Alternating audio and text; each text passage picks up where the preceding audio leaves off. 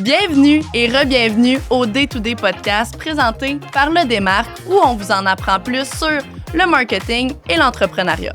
Je me présente Mégane Collin et je suis présentement accompagnée de mon co-animateur Mathis Cordeau. On vous retrouve aujourd'hui pour un podcast qui va vous inspirer, Qui va vous faire rire, qui va vous jeter à terre. qui va vous relever de bout. Bref, on espère que ça va ensoleiller votre journée et... Attachez votre sucre parce que ça va commencer.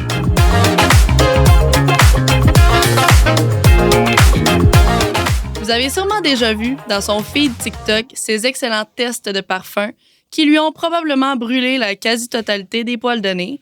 À 16 ans, certains apprennent à conduire. Lui, il rentrait dans l'entreprise familiale. Avec déjà 10 ans d'expérience derrière la cravate, il travaille maintenant comme directeur marketing et e-commerce chez Paricord. Ça prend pas la tête à Papineau pour comprendre qu'il carbure par la passion. Jean-Sébastien Paré est la preuve vivante que l'âge ne définit pas l'ambition, mais c'est l'action qui le fait. Ah ben ouais. Bienvenue. On sent bien. Pour cette introduction. Merci. Ça me fait Maintenant, pour plaisir. notre autre invité, Géa. Donc, certains enseignent, d'autres inspirent et lui fait les deux. C'est pas juste un prof en marketing à l'Université Laval, c'est une légende vivante.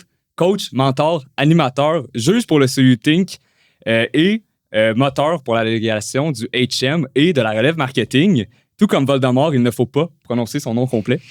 Non, non, C'est non. quand même Géa est le genre de personne qui transforme chaque idée en énergie, chaque échec en leçon et chaque étudiant en performateur. Hey, mais merci. Ben oui. Salut les boys! Hey, on peut arrêter le podcast tout de suite. C'est ça, on va revenir demain, je sais pas trop quoi faire. Mathis Cordeau, mesdames et messieurs. Merci beaucoup. C'est super gentil, content d'être là. Ça fait plaisir. Donc maintenant que les présentations sont faites, on peut commencer pour de vrai. Aujourd'hui, on s'attaque à un sujet qui fait souvent débat, la théorie versus la réalité du monde des affaires. On a avec nous deux personnes avec des approches et des visions différentes, mais avec le même objectif, comprendre ce qui fait vraiment la différence dans le business. Donc, je vais commencer avec ma première question, qui est, est-ce qu'il faut se bâtir un réseau en allant à l'université ou le construire le plus tôt possible sur le terrain? C'est une excellente question. Mais tu sais, le réseau, tu vas en avoir besoin toute ta vie. Mais Ouais. la bonne nouvelle, c'est que tu n'as pas toujours besoin de faire un effort délibéré pour construire ton réseau. Ce que tu es en train de faire ici avec ta gang, quand tu es dans une asso, quand tu es en classe, c'est des gens que tu connais, que tu apprends à connaître et qui vont rester avec toi pendant un méchant bout. Ouais. Ça fait 20 ans, j'ai gradué, moi, mais les gens avec qui j'ai étudié, je m'en rendais pas compte à ce moment-là, mais c'est un réseau de contacts aussi. Fait à tout moment dans une vie, tu es en train de bâtir un réseau. Donc, c'est peut-être même pas nécessaire de se forcer pour bâtir un réseau. T'en as un. À partir du moment que tu mets les pieds dans une salle de cours, que tu rencontres des gens, il est là ton réseau en partie. Puis au-delà de l'école, tu sais, moi, j'ai pas été assez longtemps à l'université pour avoir la chance de me créer un réseau de contacts à l'université, mais j'ai fait beaucoup de sport dans ma vie, puis j'ai rencontré du monde dans le sport qui sont encore des amis proches, qui sont devenus des partenaires dans certains projets. Je pense que c'est important d'avoir un réseau. Oui, est-ce que c'est tout? Non, mais c'est certainement important. Puis juste être une bonne personne overall, s'intéresser à ce que les gens font, puis te tenir avec du bon monde, que ce soit à l'université, que ce soit n'importe où dans la vie, ça va être payant à un certain point. Fait quoi? Non, tu n'as pas besoin d'être à l'université, mais certainement qu'à l'université, tu as encore plus de chance parce que tu as du monde qui étudie dans des domaines qui sont connexes à toi, puis qui vont certainement faire quelque chose qui va ressembler à ce que tu vas faire dans la vie. Ouais. Fait que ce que vous faites, vous impliquez dans des assos, ben, c'est certainement une bonne idée. Je me souviens, moi, quand j'étais à l'université, là, quand j'étais dans vos chaises, pour vrai, je me souviens très bien que j'avais comme une pression. Je me disais, il faut que je me bâtisse un réseau, il faut que je fasse ci, il faut que je fasse ça. Mais sans que tu t'en rendes compte, tu l'as, ton réseau. Peu importe c'est quoi tu fais, peu importe t'es où dans la vie, il est là. Après ça, plus tard, il va falloir que tu sois vite pour essayer de dire, voyons, j'ai ce besoin-là, qui pourrait m'aider? Puis dans ton réseau, qu'il soit conscient ou pas, tu vas pouvoir te revirer et dire hey, moi, j'ai déjà étudié avec une personne qui faisait cette affaire-là, peut-être qu'il pourrait m'aider. Puis c'est de même qu'on finit par recontacter des gens. Ça fait longtemps qu'on ne s'est pas parlé, mais finalement, oui. C'est comme ça qu'on a fini par être sur un podcast ensemble. Et C'est voilà. niaiseux parce qu'on s'est rencontrés au Fashion Show. On s'est rencontrés au Fashion Ouais, Show. ok, ça date. J'avais fait un speech avant lui, puis une chance parce que c'était le plus beau speech que j'ai vu de ma vie. Puis j'étais allé le voir après backstage, puis on s'est serré à moi. C'était vraiment une belle soirée, c'était beau, puis tout. Puis à chaque fois qu'on se revoit, il fallait faire de quoi ensemble. Puis il était venu dans notre entreprise formée, puis là, on est rendu qu'on fait un podcast parce qu'il est venu à ma conférence. Puis c'est ça aussi un réseau, dans le fond. Là. Fait que tu fais partie de mon réseau. Absolument. Cool. C'est incroyable. Tu veux dire, t'es pas allé à l'université, mais présentement, là, t'es comme en train quasiment de vivre. J'ai jamais été autant à l'université que cette année. C'est exactement ça, là. En tant que partenaire. Voilà. Ouais.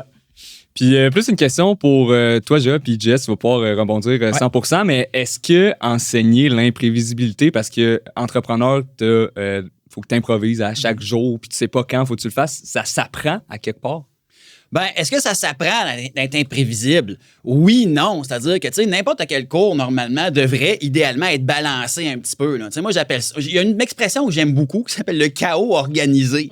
Tu sais, puis beaucoup d'entreprises, oui, j'enseigne, je fais de la consultation aussi, puis je pense que c'est important de trouver le bon dosage. C'est important d'avoir un certain cadre. C'est important d'arriver, oui, avec certaines notions, d'avoir au moins une base. Mais si tu es trop stiff là-dedans, si tu ne fais que appliquer le cadre, ben tu vas trouver que c'est plate. Tu vas trouver que ça manque de créativité. Fait qu'il faut quand même se laisser de la place derrière tout ça. Fait que, est-ce que ça s'enseigne, l'imprévisibilité? Probablement pas. Mais il y a moyen quand même de laisser de la place à l'improvisation dans pas mal tout ce qu'on fait. 100%. Je suis 100% aligné avec ça. Laisser de la place, puis le chaos, c'est deux affaires que j'aurais dit si c'était moi, si tu m'avais posé la question directement. C'est tu laisses de la place au chaos dans tout ce que tu fais, donc tu es à l'aise quand il arrive. Ouais. Tu sais, en ce moment, là, il pourrait arriver n'importe quoi, puis ça ne me shakerait pas, je pourrais continuer le podcast parce que je suis très à l'aise avec le fait que peut-être qu'on va se planter, peut-être que la table va tomber, il va falloir que je tienne mon micro. C'est niaiseux, mais si tu n'as plus de place parce que tu es tellement structuré, tellement prêt au quart de tour, puis tu n'as plus de place pour le chaos, ben tu as encore moins de place pour la créativité qui peut découler de tout ça. Puis après ça, ben, si ça arrive, là, tu es dans la merde parce que tu n'es pas prêt. Est-ce que ça s'enseigne? Enseigner, c'est peut-être pas le mot, mais certainement que ça s'apprend, ça. C'est un peu de laisser aller, c'est du contrôle, c'est plein d'affaires. Ça s'apprend peut-être un peu plus que ça s'enseigne, mais c'est bon de le savoir. Puis dans le day-to-day, ça arrive-tu quand même fréquemment parce qu'on l'entend, mettons, être entrepreneur, c'est de l'improvisation, mais réellement, ça arrive à tous les jours. Là. Okay, Aujourd'hui, ma journée ne va pas en tout comme je voulais qu'elle aille. Je suis en retard dans plein d'affaires, mais il a fallu que je choisisse mes combats, puis il y a des affaires que j'ai remis à demain. Des fois, je filme des vidéos, je me rends compte que les micros ne sont pas allumés. La vidéo est filmée, j'étais à 3 heures de chez nous, ben, je fais avec. Ça arrive à tous les jours, il faut être à l'aise avec ça. Mais après ça, de bien se préparer, ça aide à ce que ça arrive moins ou que quand ça arrive, ça a moins d'impact. Mais oui, ça arrive à tous les jours. Des fois, c'est des plus grandes choses, comme j'avais expliqué à la conférence quand on avait sponsor Occupation Double, la journée du tapis rouge qui était en direct. Ils m'ont appelé pour me dire qu'il manquait une boîte de make-up. Fait qu'il n'y avait pas de make-up sur le stage. J'étais comme, OK, génial. Pars de Québec pour me rendre à Montréal, aller chercher du make-up, me rendre à Saint-Jean-de-Mata en pleine pandémie. C'était de l'imprévisible, mais 100%. J'avais pas le choix. Sauf que j'étais prêt, j'avais fait la moitié du chemin. J'étais déjà rendu comme à Berthierville. Fait que là, j'ai pu me rendre plus rapidement. J'ai un peu géré la situation, mais ça restait de l'imprévisible. J'étais pas prêt à ça. Fait que oui, ça arrive. Faut être agile. Puis, tu sais, je sais pas si vous allez aimer la figure de style, mais moi, je dis toujours, tu sais, un bac. Mais encore là, moi, je me souviens, quand j'étais au bac, quand j'ai fait ma maîtrise aussi, j'étais comme un peu anxieux. Je me dis, ça me prend des outils, faut que je sois prêt à rentrer sur le marché du travail, faut que je fasse ci, faut que je fasse ça. Mais avec du recul, moi, je présente toujours le bac comme, tu sais, un bac, genre un bucket, là, tu sais, une chaudière dans lequel c'est toi qui es en charge de mettre quelque chose dedans. Nous autres, à l'université, on t'enseigne. On te donne un bucket, un récipient, qui est peut-être pas toujours plein. Qui va le remplir? C'est vous autres, avec vos expériences, avec votre curiosité, Donc, tu sais, il faut quand même se laisser de la place à la créativité aussi. Puis je pense que comme étudiant aussi, c'est important de garder ça en tête, que c'est pas tous vos profs qui vont vous donner les réponses que vous avez besoin pour embarquer sur le marché du travail. C'est plus une base, le cadre. Le cadre vous est offert, puis quand tu sors d'un bac, ben t'as un pas pire bac, t'as un pas pire bucket. Puis si tu veux continuer à avoir une maîtrise, ben t'as juste un plus gros bucket à ce moment-là. Tu vas pouvoir mettre plus de stock dedans. Mais un prof peut pas le remplir par lui-même. C'est un genre de travail d'équipe qu'il faut faire aussi. Fait que c'est une figure de style que j'aime bien utiliser avec le mot bac. Je parlais avec un entrepreneur, une femme qui s'est startée au HEC pendant qu'elle était au HEC. Puis elle, qu'est-ce qu'elle s'est rendue compte? C'est la gestion de crise, justement, mais au niveau RH. Elle, tu sais, mettons, le cours RH à l'université, c'est facile. Tu sais, c'est un des cours que le monde a la meilleure moyenne. Mais tu arrives là, puis c'est de la gestion de personnel. Puis elle, c'est l'affaire qui draine le plus de jus. Là. Fait que, tu sais, c'est là que, justement, l'école, oui, c'est important, mais tu sais, vraiment, c'est rendu là quand tu es entrepreneur. C'est la chose, les RH, qui s'apprend le moins. Oui, c'est ça. C'est exactement mon ça. opinion, puis je sais pas si tu es d'accord avec ça. Un cours de RH, c'est intéressant d'avoir la théorie de tel type de personne, puis telle couleur, puis telle situation fait ça. Quand tu arrives sur le spot, là, il n'y a personne qui est pareil, il n'y a personne qui réagit pareil, il n'y a personne qui a le même background. Toi, de jour en jour, tu n'es pas pareil. Hier, j'étais peut-être patient, aujourd'hui, je le suis moins parce que j'ai mal dormi. C'est niaiseux, là, mais c'est la chose la plus tough à apprendre. Puis ça s'apprend par l'expérience, puis en ayant une énorme ouverture à comprendre les gens. Okay. Moi, les RH, c'est une des choses que j'ai beaucoup de difficultés parce que j'aime ça quand ça bouge, j'aime ça quand ça avance. Puis moi, c'est moins ma force. Puis je le sais, puis je le pratique pareil. Mais d'avoir quelqu'un de bon en RH là, chez vous, là, gardez ça dans une entreprise. Ça vaut de là, on parle entre autres de l'imprévisibilité. Puis oui, il y a de l'imprévisibilité, mais il y a plein d'autres choses aussi qui s'apprennent difficilement à part que sur le tas, c'est-à-dire qu'en le faisant. Moi, ceux qui suivent mes cours le savent, je suis un grand partisan de l'apprentissage en le faisant. C'est-à-dire que, il y a des choses qui sont hyper importantes en business. La créativité, le gros bon sens, le jugement critique, la pensée stratégique. Mais ça, c'est pas dans un livre que tu vas apprendre comment utiliser ces affaires-là. Il va falloir que tu t'apprennes. Il va falloir que tu essayes des choses. Il va falloir que tu te plantes. Il va falloir que tu te relèves. Il va falloir que tu apprennes un petit peu par toi-même aussi. Fait que oui, il y a l'imprévisibilité, mais il y a plein d'autres compétences comme ça que c'est pas dans un livre que tu vas lire. Il va falloir que tu le fasses par toi-même. Ta façon de penser me donne envie de retourner à l'école. On le fait. T'es le bienvenu. Tu sais, toi, ta manière d'enseigner justement à apprendre l'imprévisible, tout ça, comme est-ce qu'il y a des choses plus pratiques que tu fais à tes étudiants qui sont pas justement dans le cadre? Mes cours sont tout le temps trop pratiques, puis je sais, ça déstabilise des étudiants, surtout ceux qui sont habitués d'avoir des A+ partout, puis qui apprennent quelque chose par cœur. Mais dans la vraie vie, surtout en affaires, d'apprendre des choses par cœur, ça t'aidera pas beaucoup. Faut t'apprendre à te débrouiller, faut t'apprendre à défoncer des portes, faut t'apprendre à créer des choses. Puis ça, c'est pas écrit dans un livre. Donc, c'est pour ça que moi, dans mes cours, on fait des études de cas, on parle d'entreprise, on explique pourquoi la théorie s'applique pas toujours dans une entreprise aussi. Oui, la théorie que vous voyez dans vos cours, elle existe. C'est important que tu saches c'est quoi du ciblage. C'est important que tu sois capable de te positionner par rapport à tes concurrents. Le mix marketing, que vous appelez les 4P, que moi, j'appelle pas ça de même parce qu'il n'y en a pas 4, c'est pas des P, mais tout ça, ça existe. Mais je veux dire, juste de savoir ça, ça t'amènera pas à grand-chose. De savoir l'utiliser, il faut que tu mettes ça en pratique, faut que tu essayes des choses. Puis c'est là que tu te rends compte que l'apprentissage en action, c'est une façon power puissante d'apprendre aussi. Là. Mais là, tu sais, on parle justement de pratique. Rendu là, est-ce que ça devient mieux de pratiquer tout de suite, comme JS le fait? Pas je veux faire dire, le bac. pas faire le... Tu sais, je veux dire, c'est comme... Attention, tu vas perdre ta job. Toi, d'abord. C'est un peu le podcast aussi. Ouais, c'est ça. Je vais commencer là-dessus, puis tu pourras nuancer. Mettons que si la question, c'est est-ce que tu as deux choix, tu choisis soit juste l'expérience ou juste l'école, parce qu'on va vraiment dire l'école, pas l'éducation puis la formation, vraiment l'école. Moi, ma réponse est l'expérience. Parce qu'au final, ce que tu vis pour vrai dans la vie, c'est ce que tu vis pour vrai dans la vie. C'est pas dans des livres, c'est pas... Puis il y a plein de choses, il y a d'autres façons de se former aussi. Si tu vas pas à l'école, tu peux te former de d'autres façons. Après ça, est-ce que l'école ne devrait pas exister en administration? Je pense pas. Moi, je suis pas là. Il y a des gens qui en ont besoin, des types de personnes qui en ont besoin, puis pas que tu es moins bon parce que tu en as besoin ou que tu es meilleur parce que ça n'a aucun rapport. C'est juste, toi, tu es quel type de personne? Qu'est-ce que tu veux dans la vie? Dans quoi tu veux travailler? C'est quoi les skills que tu veux aller chercher? Il y a plein de soft skills qui ne s'apprennent pas vraiment à l'école puis qui vont être très, très, très pertinentes à long terme, que tu vas aller chercher de l'expérience en étant dans le milieu des affaires, en travaillant avec du monde, en parlant avec du monde, puis le côté émotif, gérer ton côté émotif, tu n'apprends pas ça sur un papier, tu apprends ça dans un deal que tu te fais créer après par quelqu'un qui est super agressif, puis l'autre d'après, tu deals avec quelqu'un qui est super mou, puis là, tu es comme, ouais, tu me positionnes où? Tu sais, ça, c'est des choses que tu apprends sur le tas. Fait que l'expérience, pour moi, prime sur, je vais dire, l'éducation école, mais après... Puis là, je parle évidemment dans le domaine des affaires. Là, un médecin passe par l'école, là, on s'entend. Là. Mais c'est ça, pour moi, c'est ça. Moi, c'est ce qui a fonctionné pour moi aussi. Je suis quelqu'un qui est capable de...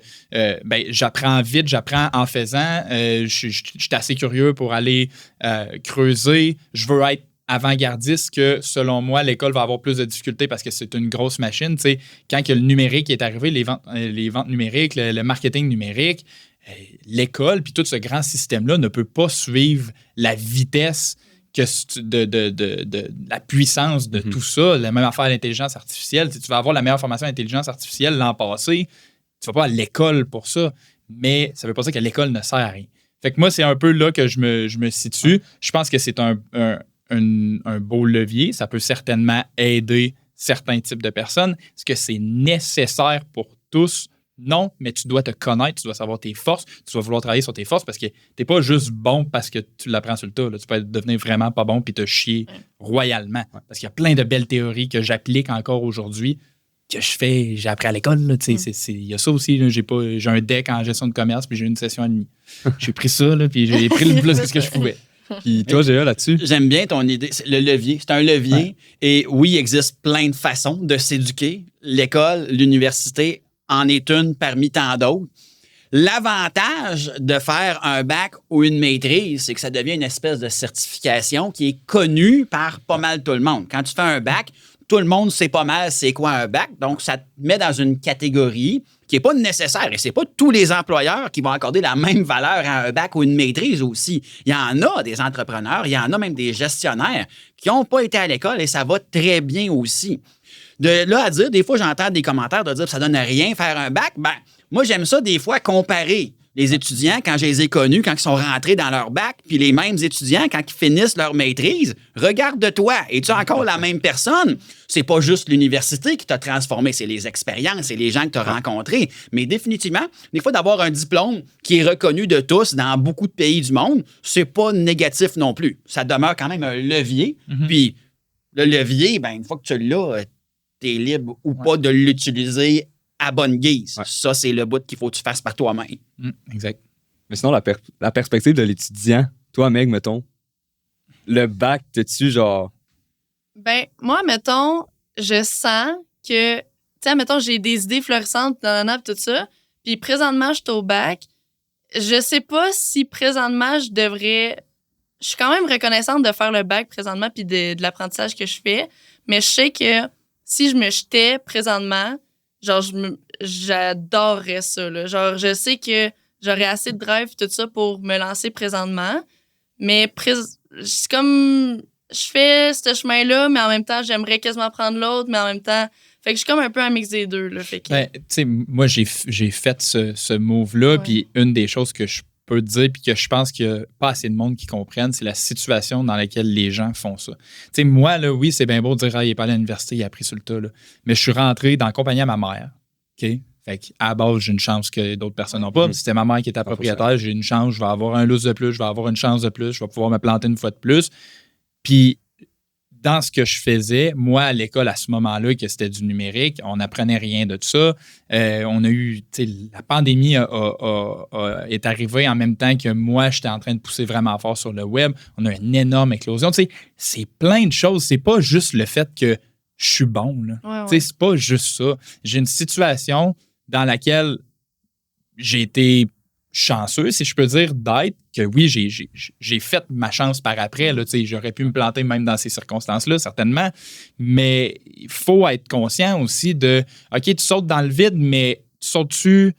Sache où ce que tu vas tomber à peu près. Là, ouais. Parce que sinon, ça peut faire vraiment mal. Puis moi, j'ai une de mes. Ça fait bizarre de dire ça, j'ai une de mes qualités, si je peux dire, c'est que je suis très rationnel envers moi-même. Je suis capable de savoir c'est quoi mes forces puis mes faiblesses, puis je les sais, puis je les connais. Puis c'est factuel dans ma tête, c'est 1 plus 1. Tu sais, je sais que je vais être capable de faire ça, parfait, je vais faire ça. J'aime ça communiquer, j'aime ça faire des conférences, des podcasts, jaser avec le monde, j'aime ça, je sais que je suis quand même bon là-dedans, parfait, ça, je vais le faire. Mais là, si tu m'avais dit, moi, je sais pas, mon rêve, c'était de me lancer en RH, mettons, rendu à l'université, ben, je me serais probablement planté, même si c'était ça mon rêve. Fait qu'il y a des situations, je pense qu'il faut comprendre dans quel environnement on se lance, qui on est-tu prêt à ça? C'est un énorme travail sur soi-même de faire ça parce que c'est dur d'être 100% objectif avec nous. Mais fait que c'est ça. Il y a une nuance là-dedans. C'est pas juste de sauter dans le vide. Parce que, tu sais, admettons, j'ai l'opportunité demain qui s'offre à moi. Ça s'aligne comme du monde. je suis en plein milieu d'un bac, j'ai déjà la moitié de fait. Moi, je suis comme vraiment du thinking que je vais le faire au grand complet, mais en même temps, t'as l'opportunité, puis les affaires, on s'entend que c'est juste des opportunités, là. Fait que, tu sais, rendu ferais là, quoi, toi? je sais pas qu'est-ce que je ferais, tu sais, c'est vraiment Moi, je vais te dire ce les que je fais, deux mais routes, vas-y, là. oui. Dans la vie, il y a une soft skill qui est super importante, Meg. Il faut que tu apprennes à reconnaître une bonne opportunité d'une mauvaise opportunité. Il faut que tu apprennes à qualifier tes opportunités en fonction de critères que tu vas te donner. Ça, c'est le principe de décision raisonnée. Moi, je vais te nuancer ça un peu. Mon parcours à moi, puis moi, je suis un peu différent. Moi, je viens pas d'une famille d'entrepreneurs, je viens d'une famille de médecins spécialistes qui m'ont poussé vers les études aussi. Puis un peu comme toi, puis un peu comme tout le monde. Ça, ce que tu dis là, c'est tout à fait normal de se sentir chamboulé, d'hésiter, de dire je continue-tu, je fais-tu mes études. Quand j'ai fini mon bac, je vais-tu à la maîtrise? Où est-ce que j'arrête à un moment donné? Moi, c'est mon père qui m'a forcé à continuer mes études. J'allais arrêter, j'allais tout dropper. J'avais l'impression de ne pas apprendre suffisamment. J'avais l'impression que j'apprendrais plus sur le marché du travail. Il m'a littéralement forcé. Il m'a dit, tu reviens chez nous, puis on va s'organiser, puis tu vas aller aux études. J'étais un peu mêlé dans ma tête. Et avec du recul, je ne sais pas si c'est la bonne chose ou la mauvaise chose, mais je peux dire que c'est un peu ironique que je me rends compte plusieurs années plus tard qu'il n'y a rien que je fais présentement que je pourrais faire si je n'avais pas eu une maîtrise. Je trouve ça tellement le fun, vous côtoyer des étudiants, mais sans maîtrise, tu ne peux pas enseigner à l'université. Donc, c'est ironique. J'aurais trouvé d'autres choses. J'aurais peut-être fini entrepreneur, j'aurais peut-être partenaire avec toi, je sais pas. Mais clairement, je ne serais pas où je serais présentement, je serais ailleurs. Et ça serait peut-être aussi bien. Mais présentement, j'ai du fun en crime à faire ce que je fais, puis ça n'aurait pas été possible si je n'avais pas fait ces études-là. Puis je trouve ça cool que tu en parles parce que, tu sais, l'histoire du gars qui va pas à l'école puis qui a du succès en affaires puis whatever, est bien cool, la flash, puis c'est hot. Mais tu sais, il y a beaucoup de gens qui sont allés à l'école et qui ont aussi énormément de succès. Il faut comprendre ça, puis probablement plus de ces gens-là que de ceux qui sont pas allés à l'école. Fait que, tu sais, entre les deux. Après ça, moi, quand j'ai pris ma décision, mettons, j'étais un peu dans une même situation que tu es là. Moi, ce que je me suis dit, c'est je me connais, je sais c'est quoi mes forces, je sais que je m'en vais directement dans mes forces, je sais que j'ai quand même un safety net en dessous, c'est l'entreprise de ma mère, blablabla.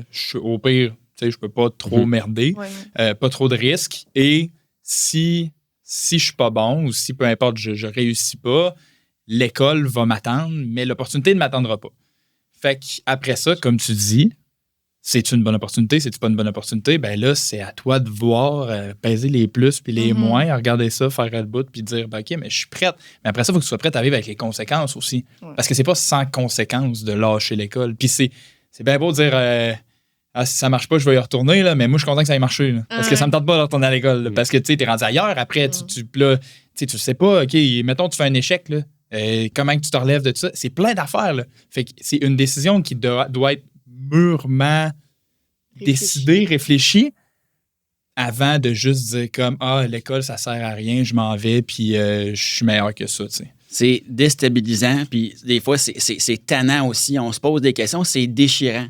Il y a une chose que je peux te dire, si je peux aller quasiment dans la philosophie, mais il y a une phrase que j'adore, puis que je répète tout le temps aux étudiants. Mais la personne la plus importante dans ta vie, c'est la personne, Meg, que tu veux devenir. Il faut que tu fasses attention à cette personne-là aussi. Donc, pose-toi des questions. C'est quoi que tu veux faire avec ta vie? C'est quoi, parmi tous les chemins que tu peux prendre, c'est quoi des chemins qui vont t'amener là? Il y en a plein.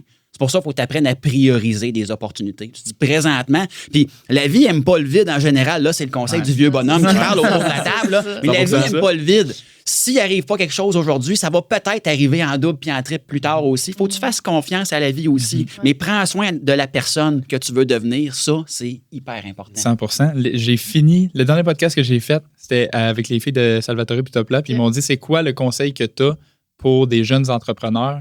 Puis mon conseil, ça a été ne jamais compromettre ce que tu veux le plus pour ce que tu veux maintenant. Puis ça suit exactement ce que tu dis. La personne que tu vas devenir, elle est extrêmement importante. Fait que oui, c'est peut-être cool là, mais c'est quoi tu veux le plus? C'est quoi qui tu veux être? Qu'est-ce que tu veux devenir? Puis les actions que tu es en train de prendre là, tu es en train de compromettre ça pour un petit bonbon que tu peux aller chercher, pour un petit moment de gloire, pour un... Tu sais, Et il y a un effet backfire. Oui, j'avais envie de m'obstiner. Il y a quelque chose d'intéressant là, dans tout ça. Puis il y a une loi, des lois non écrites qui existent en affaires. Mais moi, j'aime bien la loi du backfire. Je veux dire, ce qui arrive à court terme, c'est toujours l'inverse qui arrive à long terme aussi. Donc, tu sais, des fois, on veut quelque chose maintenant, mais des fois, c'est mieux d'être patient aussi. Ça dépend. En affaires, je dis toujours dans une stratégie, ce qui marche à court terme ne marchera pas à long terme. Fait que tu sais, c'est toujours ça, c'est la loi des opposés stratégiques qui s'appelle aussi la loi du backfire. Donc, des fois, c'est un peu ça, c'est la loi du double sacrifice, de dire je vais sacrifier quelque chose maintenant, mais qui va peut-être me revenir en double puis en triple plus tard. Ça fait partie de l'incertitude. Peut-être qu'un jour, moi, je vais vouloir enseigner à l'université, parce que j'aime ça, jaser avec du monde, j'aime ça partager mes expériences. Il va falloir que tu fasses ta maîtrise avant. Ouf. Mais ça va être le backfire. Ouais, c'est ça. C'est vrai? Tout à fait, tout à fait. On va peut-être changer un peu de sujet, mais j'aimerais ça vous entendre sur cette question-là. C'est quelle est, selon vous, l'erreur que, mettons, GA, l'entrepreneur va faire, que t'es comme, s'il y avait seulement ça, il ferait pas, ou à l'inverse, l'entrepreneur qui est comme, si les enseignants enseignaient ça. Enseignaient ça. OK. Parce qu'il y a quand même du concret. Tu as une idée tout de suite? Oui, vas-y, toi d'abord, et ensuite... Enseigner ça.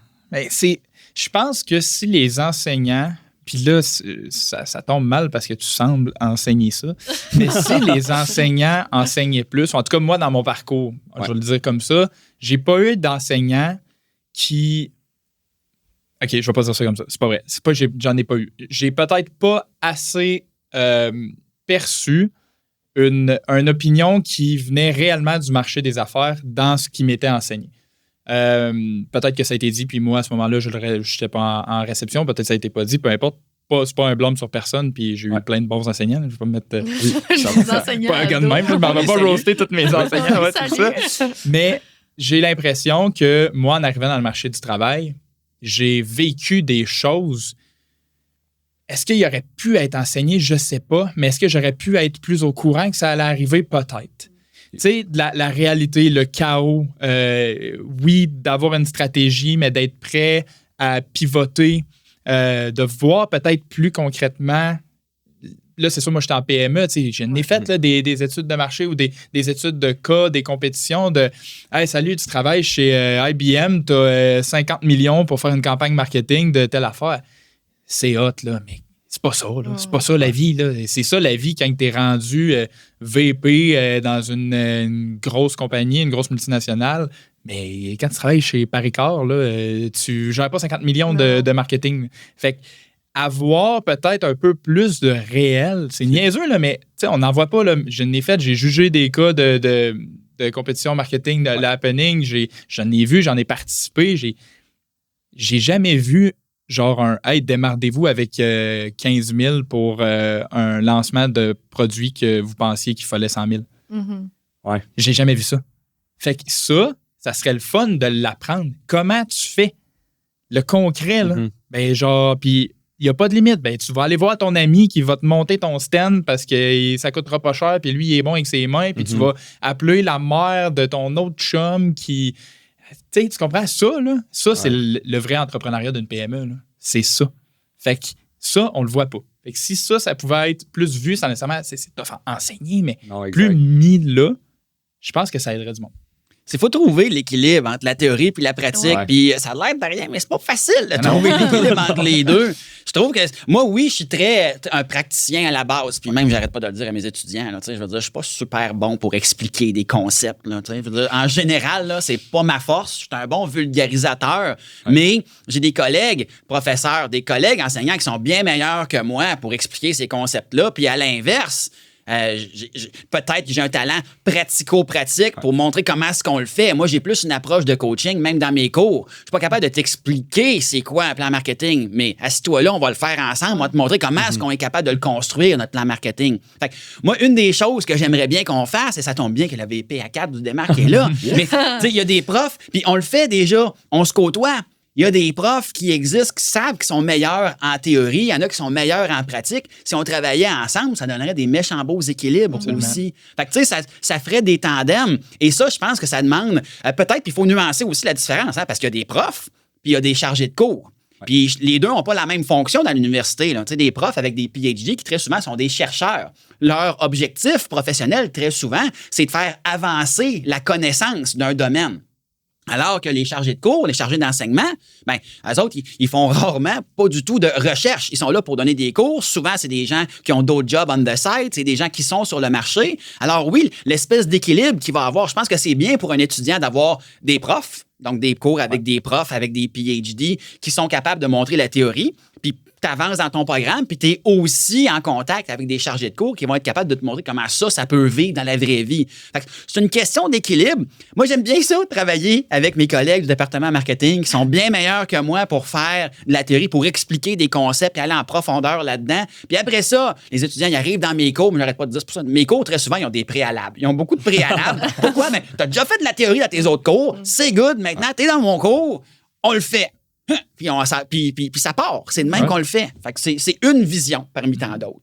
Puis nous, on se demandait, en s'en venant, là, ton côté pratico-pratique, que justement, c'est tellement développé, est-ce que c'est... T'as-tu déjà été entrepreneur? C'est-tu juste inné en toi?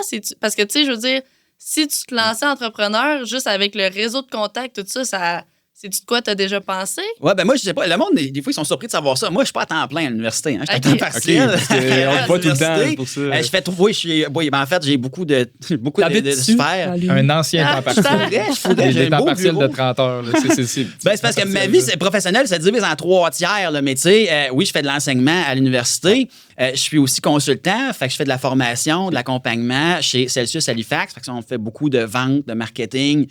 Donc, je fais ça aussi. Mais j'ai aussi lancé ma propre entreprise il y a plusieurs années qui est encore tout à fait active, que personne ne connaît, mais qui s'appelle Export Plus et qui est encore très active avec des clients aussi. Donc, oui, à un moment donné, est arrivé une question que je me demandais, là, bon, qu'est-ce que je fais de ma vie? Est-ce que je veux rester salarié? J'avais le goût d'essayer autre chose. Je suis parti à mon compte. J'ai lancé mon entreprise aussi. Donc, ça nous permet des fois de voir que ce qu'on voit à l'université, c'est pas toujours applicable dans la vraie vie non plus. Et d'être entrepreneur, savoir comment lancer une entreprise, savoir comment lancer un produit, c'est pas écrit dans un livre. En fait, ça peut être écrit dans un livre, mais c'est pas parce que tu lis l'histoire de quelqu'un d'autre qu'elle va s'appliquer à toi non plus. Fait que la théorie puis la pratique, ça va ensemble. C'est super, super important. Là, regarde, JS, tu l'aurais eu ton prof pratico-pratique. Viens faire un tour. Viens faire un tour dans Mico, tu vas avoir du fun. Faut passer dans ta classe si on va à l'université. 100%. Pour l'avoir fait, t'as raison, là, c'est vraiment pratique. Puis t'invites aussi des gens. Ben, on gagne. Je veux dire, moi, puis non seulement ça, mais tu veux pas l'entendre de moi non plus. Là. Les étudiants, à un moment donné, ils veulent l'entendre de quelqu'un d'autre. C'est pour ça qu'on invite des conférenciers. C'est pour ça qu'il y a tout un volet expérientiel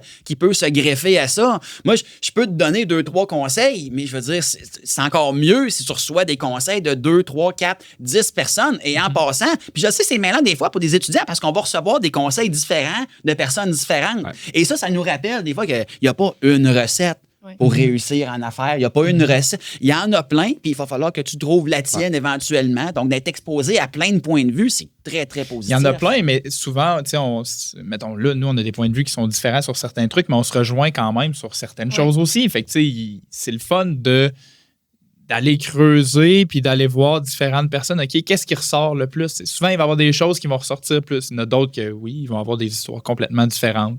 Donc, il va avoir fait une maîtrise qui va avoir eu autant de succès que quelqu'un qui n'a même pas fini son secondaire 3. Tu sais. Il y en a de tout. Fait que c'est le fun d'en apprendre plein, mais de voir que tu as une approche, parce que je savais que t'étais pas mon prof que j'avais cliché dans la tête. T'étais pas ce prof cliché-là. Mais je suis agréablement surpris de comment t'apportes ça. Parce que ça, pour moi, là, en tant qu'entrepreneur, si on peut dire, là, ben pour moi, ça, c'est une valeur que j'aurais aimé avoir à l'université. Ben oui, mais on peut le mettre à l'épreuve. On fait un test, on va faire un test live, OK? Dans mes cours, on enseigne c'est quoi un plan marketing. Comment est-ce qu'on fait un plan marketing puis tout ça. JS, toi, tu es un entrepreneur. As-tu ça, un plan marketing? Ça existe chez vous? Oui, j'en ai un. C'est quoi le plan marketing? Es-tu écrit quelque part? Ça ressemble à quoi? Comment tu l'as fait? Oui, il n'est pas aussi clair que ma mère voudrait qu'il soit, mais ben, mon plan marketing, nous, on a plusieurs marques. Fait qu'on va avoir un plan promotionnel avec toutes les marques qu'on a parce que chaque marque a des demandes différentes, des restrictions différentes. Fait que nous, ce qu'on fait, c'est que notre objectif, ça serait de l'avoir 1 an d'avance. On n'est pas là, pas en tout. On essaye d'être une couple de mois d'avance. On a nos promotions. Après ça, on va avoir qu'est-ce qu'on fait comme action par rapport à ces promotions-là. On va faire des campagnes publicitaires sur Facebook, sur peu importe, là, sur Google. Est-ce qu'on fait d'autres choses que du numérique? Après ça, annexé à ça, on a tout notre programme d'influence, de réseaux sociaux plus organiques. Fait que on a tout plein de choses qui virent autour de ça. Après ça, c'est plein de documents différents qui est dans le même dossier, planification stratégique. Puis au-dessus de tout ça, ben, on a un Word qui a une coupe de lignes qui dit « OK, on veut s'en aller là. Ça, c'est nos objectifs. Puis il faut qu'on se rende là, puis comment qu'on va se rendre. » On a des documents d'analyse avec ça qui sont nos documents de par après notre planification stratégique, notre planification marketing. OK, ça marche-tu, ça marche pas. Des retours sur qu'est-ce qui a bien fonctionné. On a ça. Fait que, si tu me demandes mon plan marketing vite de même à fret, il y en a tabarouette des dossiers. Et voilà, le chaos organisé, mesdames et messieurs. C'est exactement ça. Puis c'est drôle parce que si tu viens dans mes cours, moi, te l'expliquer, moi, te dire c'est quoi qu'il y a dans un plan marketing. Il y a section 1, section 2, section 3. Puis là, tu vas dire, ouais, mais moi, mon plan marketing, chez nous, il ressemble pas à ça pendant tout. C'est ce qui est pas bon. Non. C'est parce qu'il est différent de ça. Moi, je t'ai montré une vision du plan marketing, mais il y a plein d'autres visions du plan marketing. Puis surtout, je dirais, en marketing en particulier, il n'y a pas d'ordre professionnel en marketing. Donc, n'importe qui peut s'improviser en quelque sorte expert du marketing. Alors, c'est pas parce que tu fais quelque chose d'une façon différente que c'est pas bon. Alors ça, il faut faire attention à ça. Donc, c'est ça toute la théorie du chaos organisé, essentiellement. 100%. Parce que je suis curieuse de savoir, quand tu es arrivé là, chez Paricord, je veux dire, y en avait-tu un plan marketing Non. déjà? Ben, c'est ça. Fait que, tu sais, là, tu as dû le faire avec ton bagage avec Ben, tu sais, gestion de je dis non, le plan marketing était dans la tête à ma mère, dans le fond. c'est là. ça, C'est elle que. C'est ça. Ça, c'était du chaos, sûrement un petit peu désorganisé. C'est tellement commun. Mais- Tu sais, ben le oui, plan, mais il c'est est ça. où? Il n'est pas écrit, il est dans la tête du boss. Mais c'est ça, une PME aussi. Oui. Tu sais, avant que tu commences à mettre de la structure là-dedans, puis on l'a mis, puis ça, c'est une des choses que ma mère a full travaillé dans les dernières années, mettre une structure, avoir les bonnes choses en place. Puis encore là, il y a du chaos, puis il faut laisser place au chaos parce que c'est ce qui fait que ça bouge puis ça devient pas trop rigide.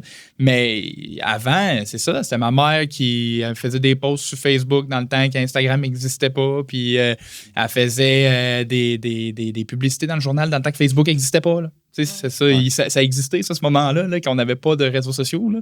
Mais ma mère, elle a vécu ça. Là. Ma mère, elle a monté une entreprise avec pas de réseaux sociaux. Elle coupait des cheveux, mais elle faisait pas des beaux avant-après sur Instagram avec 1000 likes. Là. Puis on s'entend qu'aujourd'hui, il te faut ça. Là. Il faut ça. La réalité a changé, mais c'est ça.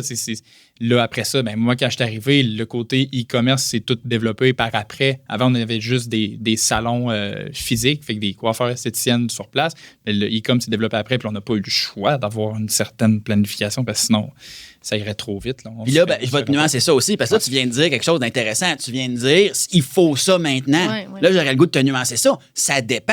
Est-ce que c'est nécessaire de faire du e-com? Est-ce que c'est nécessaire d'utiliser toujours des outils numériques? La réponse est ça dépend de ton modèle d'affaires, ça dépend de ton industrie, ça dépend de ta cible, ça dépend de tes moyens de payer, ça dépend de tes connaissances aussi. Donc, oui, beaucoup d'entreprises s'en vont vers la technologie en général, mais tu serais surpris de voir comment il y a encore beaucoup d'entreprises qui sont à un niveau technologique que je qualifierais de rudimentaire moins. Là, tant que ça. Ben oui. Moi, je dis toujours, tu sais, le Web 2.0, là, on va dire, il y a plein d'entreprises qui sont stockées quelque part entre le Web 0 et le Web 1. Quelque chose. Tu sais, il y en a des entreprises qui sont très, très traditionnalistes et puis pour eux autres, ben, ça leur dit rien, la technologie. Donc, c'est intéressant aussi de mettre ça en perspective. C'est sûr que Paricord, dans votre cas, vous avez pris ce virage-là et c'est ça qui a joué en votre faveur aussi. Mais quelqu'un pourrait faire l'inverse puis ça fonctionnerait aussi. Il y a des gens qui aiment ça se tenir loin de la technologie et ça peut parler à un segment de marché aussi, tout ça.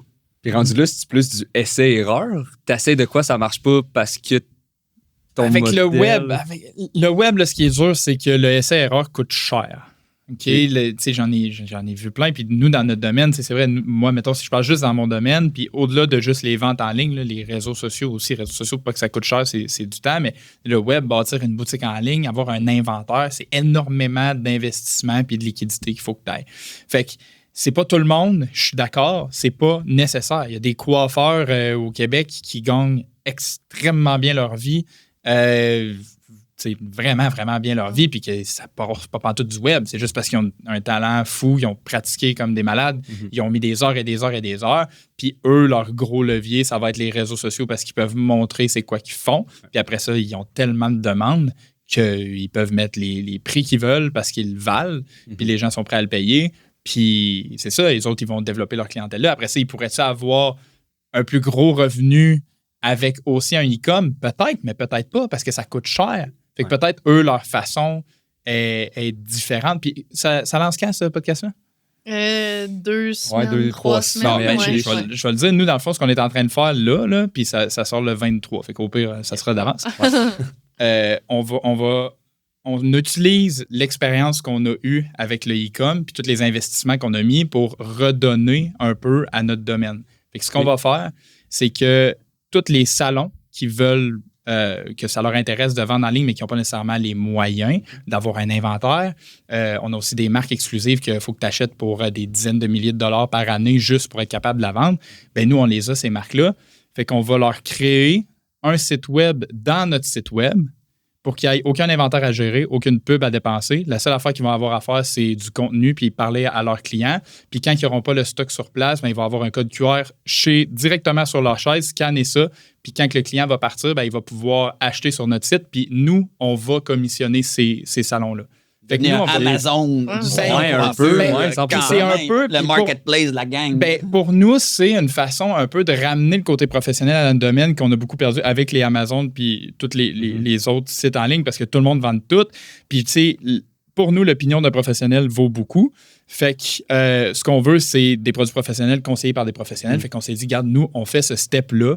Puis tous les investissements qu'on a mis, là, puis tout l'inventaire qu'on a, puis toute la liquidité qu'on a là-dedans, mais tout le monde va pouvoir en profiter, puis tout le monde va pouvoir avoir son site web. Fait que là, ben, eux, ils étaient peut-être pas capables d'avoir un site web, puis c'était pas la chose à faire pour eux parce que c'était trop. Mais là, maintenant, ça devient la chose à faire. Fait que ça dépend chaque personne. Est-ce que les autres, ça va leur tenter de parler de ces réseaux sociaux, de parler des produits, d'aller s'associer à une autre marque? J'en ai aucune idée. Mais au moins, ils vont avoir la chance de pouvoir le faire à $0. Très cool pour vrai. Un autre lancement de produit. Ricard, félicitations. Mais encore là, tu vois, quand tu lances un produit, même si tu fais la plus grosse étude de marché au monde, c'est impossible de prédire à l'avance si une offre va lever ou pas. Aucune idée. Il y a toujours une part de risque là-dedans. Donc, on veut pas faire des erreurs, mais on l'essaye. On prend un guess et il y a toujours, veut pas, un facteur chance dans n'importe quelle réussite. Et ça, je trouve qu'on n'en parle pas assez souvent. Oui, il y a du travail. Oui, il y a d'être différent. Oui, il y a d'arriver avec une nouvelle vision. Mais tu sais jamais si ça va lever. Beaucoup d'entreprises sont pas capables eux-mêmes d'expliquer leur succès. C'est qu'ils sont arrivés à un moment, il y a une synchronicité où le bon produit à la bonne place au bon client et c'est ça qui lève. Donc, c'est pas uniquement du travail et malheureusement, c'est pas parce que tu travailles plus fort que tu vas avoir des meilleurs résultats aussi. Il y a toujours une part de risque, une part d'essai-erreur. Mais tu te donnes une chance. Le plus possible. Plus tu fais de volume, plus tu te donnes de chance. Et plus que tu travailles fort, plus tu as des chances. Après ça, c'est une certitude? Absolument pas. Puis ça peut arriver que des fois, tu travailles presque pas puis que tout te lève. Puis l'inverse est aussi vrai. Mais c'est vrai qu'il y a un aspect chance qui est dur à contrôler. Tu contrôles ce que tu peux de plus, puis après ça, tu laisses la place au chaos, puis tu fais avec. C'est la magie opérée. Voilà. La magie opérée, voilà. Absolument, oui. Hey, on serait maintenant rendu au segment des 4P. Déjà? Ben oui. Déjà? Trop Ça vite? va super vite. J'adore les acronymes. Fait que là, je vous sors les C'est quoi 4 ton 4P, petits toi? pots. On est maintenant rendu au segment des 4 P. C'est la première fois que ce segment est présenté au Day-to-Day Podcast. Le concept des 4 P représente les 4 piliers d'une stratégie marketing. Normalement, on parle de produit, prix, place et promotion. Cette année, on avait le goût de changer le concept un peu, Pas parce qu'on se prend pour d'autres, là. mais pour en apprendre plus sur nos invités. C'est pour ça qu'on a 4 petits pots qui cachent les 4 P cachetiers. On vous en dit pas plus, vous allez comprendre le concept assez rapidement. PS, cette partie est à prendre à la légère. Fait que là, vous avez les 4 petits pots mystérieux devant vous qui contiennent un petit papier. Et ce petit papier-là, c'est un P cachotier. Donc, quand vous recevez le papier, mais après ça, les deux, vous répondez à la question qu'il y a devant vous. Et voilà. Donc, c'est les 4 P du Day-to-Day. Un genre de vérité-conséquence sans conséquence. Ben, quasiment. Juste de vérité, ouais. OK. Fait que moi, je réponds à ma question, puis lui, à celle-là, on répond les pas aux deux, autres. vous répondez aux questions. Là, t'es as-tu mis en ordre pour qu'on Pas pantoute, c'est vraiment aléatoire, puis On y va. Bien le fun. c'est le moment C'est funky bien parti. Le moment podcast. funky. À date, ça se passe bien. Photo. What? Yes! Photo? Comme on vous a parlé un peu avant le podcast, on a fait nos propres recherches sur vous. On est allé fouiller sur Internet. Ouais. En gros, le segment photo, on vous montre une photo de vous à votre meilleur. On va dire ça comme ça. Puis on veut un peu d'explication sur pourquoi et comment. Rock and Je sens que roll. je vais avoir des explications à donner. Moi, j'en ai plusieurs. Donc, on peut commencer par... Jess, JS? je te remets ça ici. Tu t'en allais où comme ça? Ouais. Tiens. Une bonne vieille valise. Secondaire 5, je m'en allais. Shout-out à l'école Pointe-Lévis, Pals. Mon voyage de secondaire 5, c'était Italie-Grèce. OK, vraiment. Ouais, on n'était pas Très, cheap très à Lévis. Fait que je m'en allais. Je m'en allais en Grèce. En Italie, en fait, en premier. Fait quoi? Je m'en allais en Italie. Ben, Fait que très beau souvenir, Fire picture. finalement. Ouais, j'avais. Restez pour la calotte du RSEQ aussi. Champion. Division 1, champion. Wow, OK. ok. Ouais. Ancien sportif.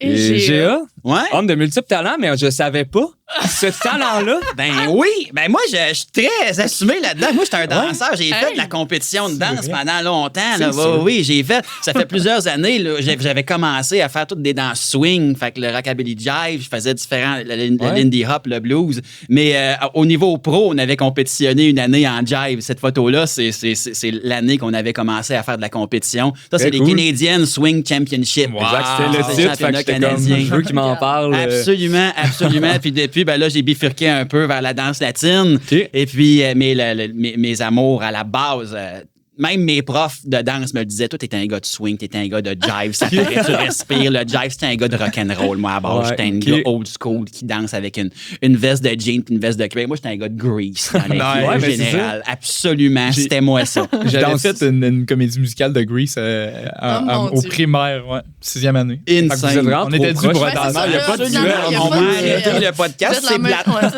ça. Bon. Danses-tu encore? Merci.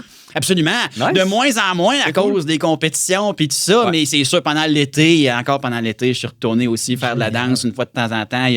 C'est la gang, hein, la gang qui est là encore, puis ça demande « Hey, on te voit plus bien, ben. » Non, c'est ça, j'ai bifurqué un petit peu, mais la danse, ça reste tout le temps quelque part ancré en moi. Cool. Bon, mais on peut passer au Fait que deuxième. GA, ça va être à toi de Le deuxième. piger dans les P cachetiers. Le deuxième P, le P de fuck. L'animal Ah, à la maison. l'animal. Oui, Le merci. fuck. Merci. Quel a été le moment dans votre carrière où vous avez royalement merdé? Hey, celle-là est bonne puis elle est importante comme question. Ouais, un Donc, échec, trop mettons. souvent, on parle juste des succès, puis ça crée ce qu'on appelle le biais du survivant. Hein. L'échec est aussi important, puis c'est donc bien important d'en parler de ça. C'est vraiment, vraiment une bonne idée. Si je me lance, vu que c'est ma question, Oui. pour vrai, moi, j'ai souvent... j'étais un gars qui a confiance en lui et ça m'a souvent nui. OK? Et les plus grosses erreurs que j'ai faites, tu sais, des fois... Moi aussi, j'étais un gars de compétition quand je faisais l'université. J'avais fait plein d'affaires aussi. Puis là, à un moment donné, ça devient une qualité de dire, ben, je suis sûr de moi, J'ai peu importe réussi, c'est quoi, il n'y a rien à mon épreuve, je suis capable. Et là, il arrive des fois le manque d'humilité. On se pense bon, on se pense trop solide et c'est là qu'on se plante aussi.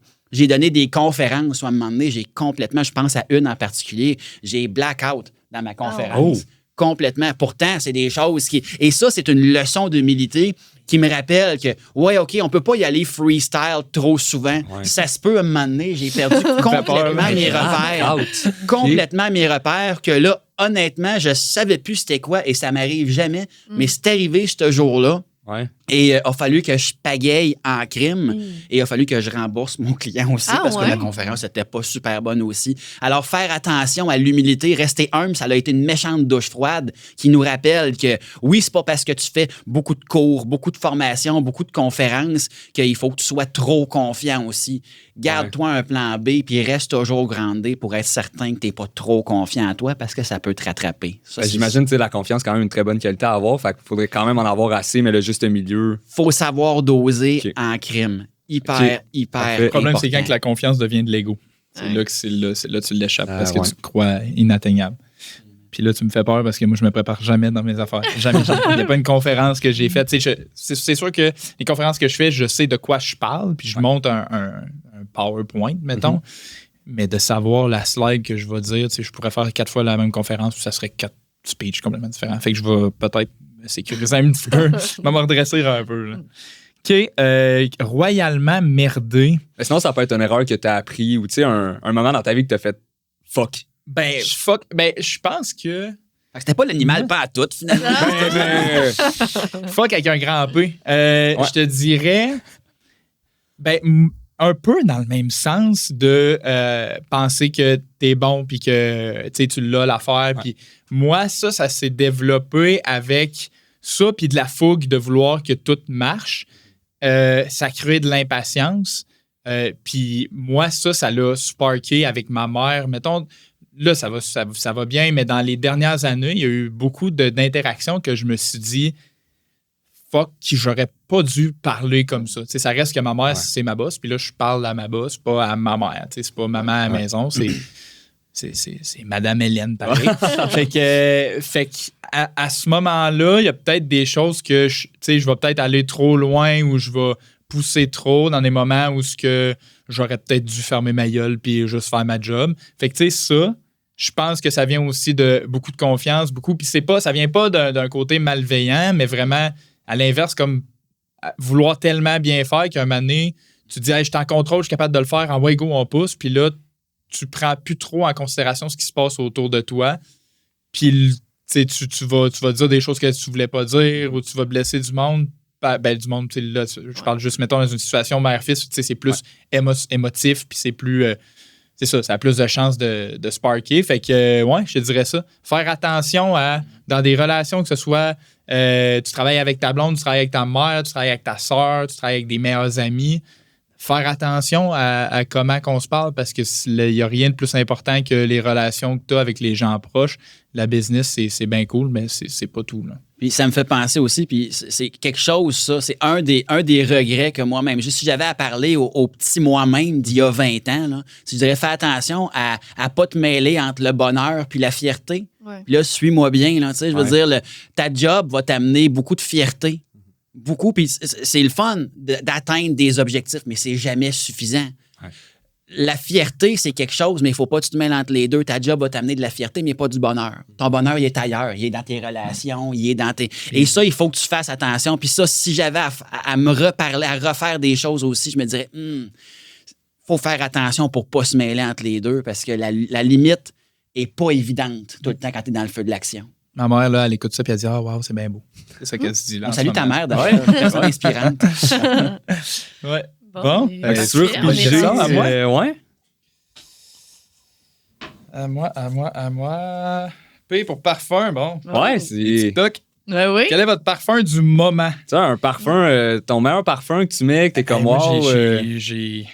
Hey, on les voit, tes reviews. on les là. voit. Fait que là, Hey, c'est je suis rendu lequel? avec 36 parfums. Mais là, on va dire plus pour l'hiver qui s'en vient, mettons. Ouais, je suis pas tant un gars de parfum hivernal, genre chaud épicé puis tout ça. Fait que je suis pas tant dedans. Je peux, aujourd'hui, je vais dire ça parce qu'avec 36, je n'ai plus d'un parfum. Ouais. Aujourd'hui, mon parfum, c'est Tom Ford Ombré Leather. Puis j'ai Layer Ralph Lauren Club New York, le nouveau Ralph Lauren qui vient de sortir. Okay. Fait que ça, j'ai l'air bien fancy, mais c'est juste parce que je fais des vidéos sur TikTok là-dessus. Ben, 15. Non, mais c'est parfait. Les vidéos sur TikTok? Absolument. Pour vrai, il y a du monde. L'algorithme TikTok comprend qui qu'on aime, qui qu'on aime pas. Absolument. Absolument. Moi, je suis pas un gars de parfum, mais quand j'en mettais essentiellement... Présentement, mon parfum, moi, je suis un gars de chocolat. J'aime ça quand ça sent le chocolat. Okay, bon, il nice. n'y a pas de parfum chocolat, mais tu devrais peut-être en faire un. Moi, l'affaire qui sent le meilleur dans la vie, c'est soit du chocolat ou du café. Je sais pas lequel des deux, mais du chocolat en partant. Moi, quand j'étais au secondaire, cégep, ça existe encore Aquadidio? Mais oui. Ils en vendent encore. Ça n'a pas dû changer trop. C'était ça, mon parfum, pendant longtemps. Puis à un moment donné, le monde, il était capable de me reconnaître de loin. On dirait, je me sentais comme pas super bien. Je savais que j'étais pas trop loin, mais j'étais comme peut-être j'en mettais trop aussi. C'est peut-être ça. Ah, ça, c'est bon. Génial. Good, puis Géa, je te laisse. Oui, il reste un. Vous autres, vous savez déjà. Oui. Oui. OK, attends un peu. Alors, c'est le P de paresseux. OK. Quelle est la chose pour laquelle vous êtes franchement paresseux dans votre travail? Pour moi, celui-là, il est facile. OK. La correction. Ah, ouais. L'esprit que j'ai corriger. Et ça, je m'en confesse. Je déteste ça à un point incroyable. Là. Puis je sais qu'il y en a des profs que c'est ça qu'ils aiment le plus. Mm-hmm. Mais de mon côté, là, d'être avec des étudiants, je tripe là-dessus. Donner un cours, se challenger. Mais là, quand je vois la pile qui arrive, puis là, c'est ça, faut que je fasse pendant la semaine de lecture. Faut que je me donne un méchant swing. Puis je suis vraiment fainéant là-dessus. Là. Je suis pas top procrastinateur dans la vie, mais sa correction, esprit, je repoussent ça loin. Puis des fois, les étudiants disent là, quand est-ce qu'on va avoir nos notes? Puis tout ça, oui, je suis sur le dossier. Ils sont pas commencés. Ouais, Non, en effet. Ah non, ça, la correction, c'est pas mon fort. Je pense que Mais je t'es serais pas le pareil. seul, là. En fait, Ouais. moi, ma famille, c'est une famille de profs, puis oui. Ça fait partie de la job, mais comme si ça avait été enlevé, tout le monde serait Chacun content. ses préférences. Ouais, c'est ça, exact. Moi, l'organisation, juste me gérer globalement, je suis paresseux. Je donner mes factures quand que je passe à la route. En plus, j'ai la chance d'avoir Sarah, qui est mon adjointe, et je suis encore pas assez bon. J'étais encore en retard sur mes factures. J'arrive en retard à des rendez-vous. J'ai de la misère. Je me Google gère agenda. mal. Je le sais. Mais tu sais, Google agenda. comme je vous ai dit tantôt, j'avais noté que le podcast était à 2 heures puis il était à 6h30. Là, On Il y a se juste met ça, ça. Il mais va être il très sait pas heureuse comment d'avoir ça. l'utiliser. Ouais, ça, c'est ma blonde a bien de la misère avec ça, mais elle apprend, tu sais, au moins, je suis le fun, tu sais. 100%. Oui, On compense. on accepte. Hey, ben, c'était tout pour le segment Ouais, des merci 4P. beaucoup. Ben, merci. Non, ben, le fun, merci. ça. Une bonne idée. Merci, Regarde. tiens, on vous remet ça. C'est pour donner un petit peu de piquant C'est piquant. au day-to-day. Mais on passe à un autre segment Oui. qui est mythe ou réalité. OK. Oh. OK. Bon, on est maintenant rendu au segment mythe versus Réalité. réalité. Génial. Et donc, on vous dit des mythes, des éléments qu'on veut savoir si vous croyez que c'est un mythe ou une réalité. Faut-tu qu'on développe ou juste on drop? Ça peut être une courte. Ouais, Un une court- courte court réponse. développement. Court développement. Ouais. Au pire, si on n'est pas d'accord, on développe. Ça va être ça. Exactement. Ouais. Ouais, on Ben, veut vous pas êtes comme pareil. ça. Fait que Ouais, c'est ça. Ah, c'est ça, vous êtes rendus On va bien pareil. s'entendre. Le premier étant, il faut être perfectionniste pour bien réussir en affaires. mythe, Mythe. ou réalité. Mythe. 1000%. Probablement un mythe, oui. Faut être minutieux, faut avoir le souci du détail, faut être consciencieux, c'est le mot que je cherche. Mais perfectionniste, ça va peut-être plus nous nuire que d'autres choses parce qu'il faut que ça l'embraye à un moment donné. Il faut arrêter, puis il faut dire, là, regarde, je vais passer à l'autre étape. Rien à rajouter. Good. Ils sont Le- alignés. Le deuxième mythe ou réalité, c'est il faut se foutre de la vie des autres pour réussir. Mythe ou réalité?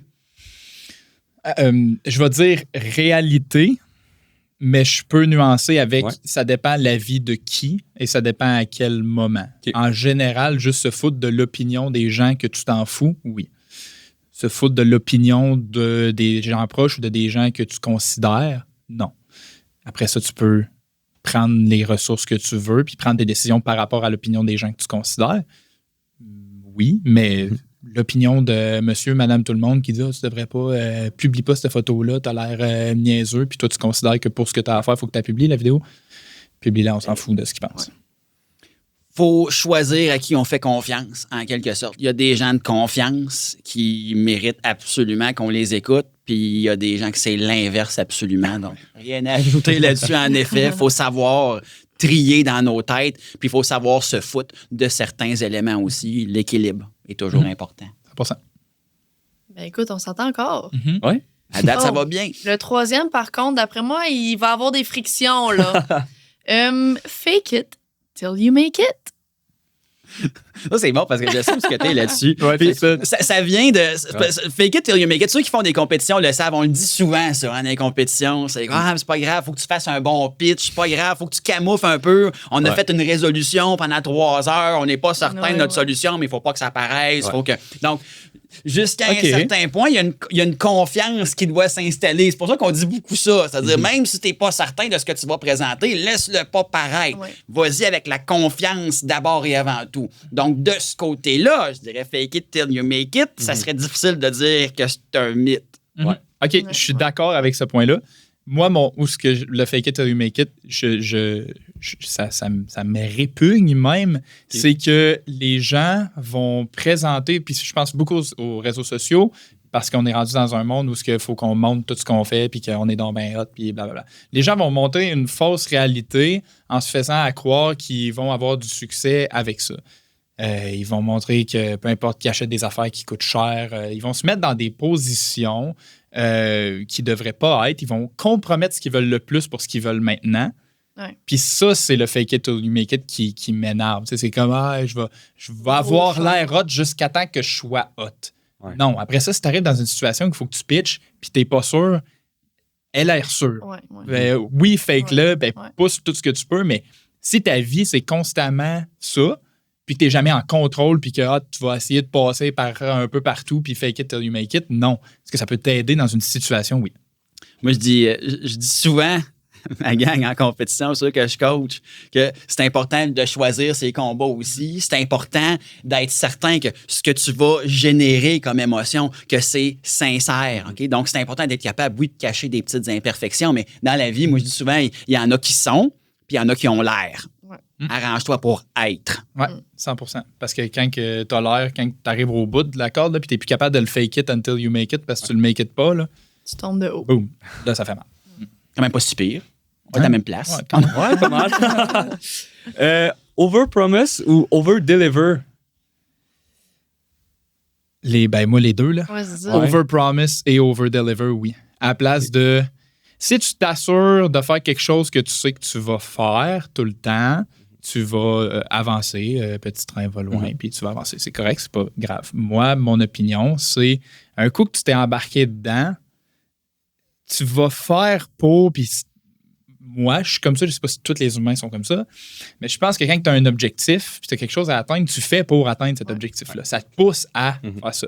Après ça, est-ce que c'est sain dans toutes les sphères de ta vie, en tout temps, en affaires, à chaque jour, d'over-promise tout, puis de pousser comme un malade pour over-deliver? Non. Est-ce que je préfère ça comme mentalité? Oui, parce que ça te force à être proactif.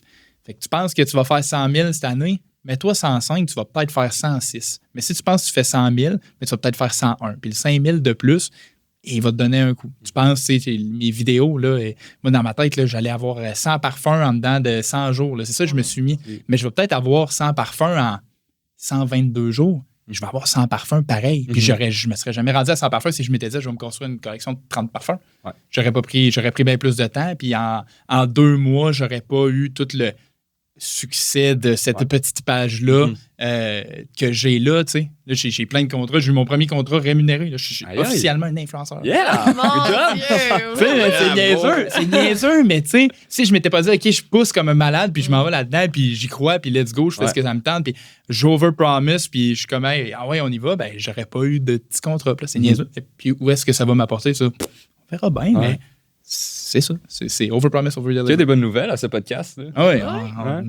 Over-promise, c'est à la même page, je pense. C'est-à-dire, je vais dire à l'inverse. Over-deliver, je pense que c'est important. Peu importe, dans la vie, tu ne peux pas décevoir quelqu'un. Il faut toujours que tu livres plus que ce que l'autre personne s'attend. Il est là le danger. C'est que si tu over-promise, tu es à risque de décevoir un client. En marketing, tu sais, des fois, il y a le wow en marketing. On veut créer un wow. Comment est-ce qu'on fait pour créer un wow? Moi, je dis toujours, j'ai une formation qui parle de ça. Puis, en gros, la formation, elle dit, il y a comme 2 éléments dans cette formation-là. 1, baisse les attentes. Puis 2, surpasse les attentes. C'est de même qu'on crée un wow. C'est qu'on a livré plus que ce que le client s'attendait. Donc, si tu over-promise, pour faire un over-deliver, il va falloir que tu travailles encore plus que si tu dis, bah, moi, je te promets pas tout, je vais te faire ça, je vais te livrer ça dans 3 ou 5 jours, puis finalement, tu es capable de livrer le lendemain. Wow! Tu viens de créer un wow parce que tu as under-promise. Fait que ça peut être une pente glissante des fois aussi. Tu sais, over-promise va sûrement l'amener la personne ailleurs, d'après moi. Tu sais, mettons, va sûrement y avoir des opportunités, fait que c'est peut-être là que justement, over-promise amène. Exact. Place, mon thinking est là, mais son thinking de comment bien gérer des attentes, c'est ça, t'es là. Puis c'est pour ça que je dis que c'est pas sain d'être tout le temps comme ça. C'est ben trop rushant. Puis c'est ça, t'as plus de chances de te planter, c'est risqué. Mais encore là, dans des moments où ce que tu penses que t'es capable, puis que tu sais que tu vas faire ce qu'il faut, pousse. Ouais. Ça peut fonctionner, là. Amazon est l'exemple que j'arrête pas d'utiliser, qui font du over-promise, over-deliver. Tu penses qu'ils te font de la satisfaction au client, puis ils poussent plus loin, puis ils disent on va te le livrer plus vite, puis ils te le livrent encore plus vite. C'est ça, ça se peut. Je pense que c'est ça qui conclut le podcast d'aujourd'hui. Yes. Merci. On va revenir à ce moment-là. On continuera faire tout la semaine prochaine. Stay tuned for more. C'est ça. Prochain épisode. Mettons qu'on veut continuer de vous voir la face. Est-ce qu'il y a une place qu'on peut vous suivre? Est-ce que vous avez des projets qui s'en viennent? Oui, ben, pour me suivre dans mes cours, c'est probablement la meilleure place, sincèrement. J'ai appris, c'est drôle, parce que moi, je travaille beaucoup avec les médias sociaux dans ma pratique de consultant, dans ma pratique d'entrepreneur aussi. Et on dirait j'ai appris à m'en méfier tranquillement. Alors, j'ai appris à délaisser ça un peu. J'étais pas mal plus actif il y a quelques années. Maintenant, non, je fais plus ça du tout. Et je préfère me concentrer sur les étudiants, sur mes clients directement.